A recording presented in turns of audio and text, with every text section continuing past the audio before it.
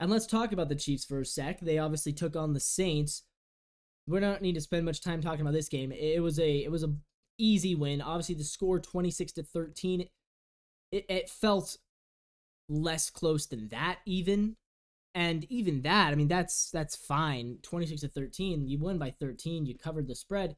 But it felt like even more of a blowout. Derek Carr now 3-15 in his career against Kansas City. That might be the last time he ever plays him. I'm going to go out on a limb and say it will be, because in 4 years when the Saints next play the Chiefs, I think Derek Carr's not going to be their starting quarterback. Maybe he switches teams, but I don't think so. It seems to me he got hurt during the game, so let's talk about that for a sec. So the Saints, obviously, great start, 2-0, but quickly faded. They beat the Panthers, who stink, and the Cowboys, who also might not be that good.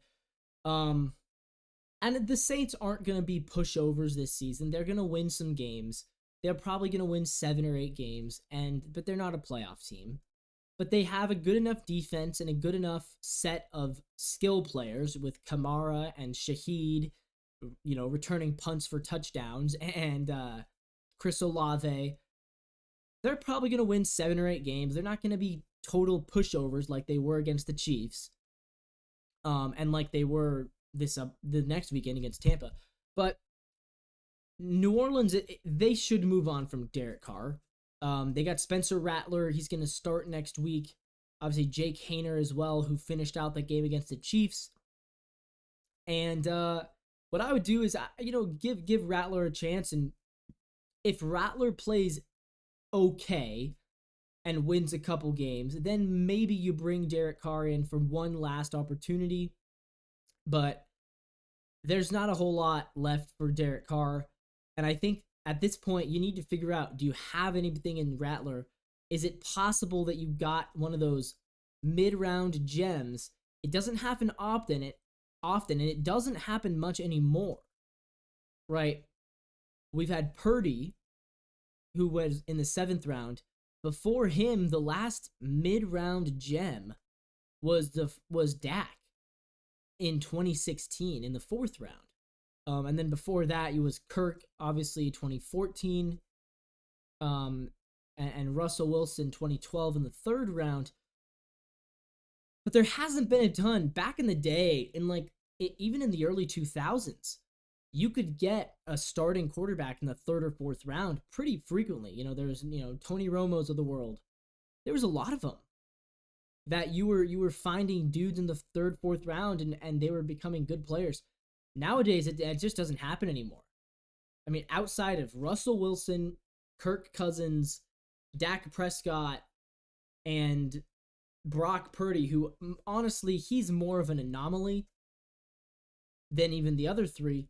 4 guys in the past 10 years that have come out of the 3rd round or less and turned out to be a pretty good starting quarterback.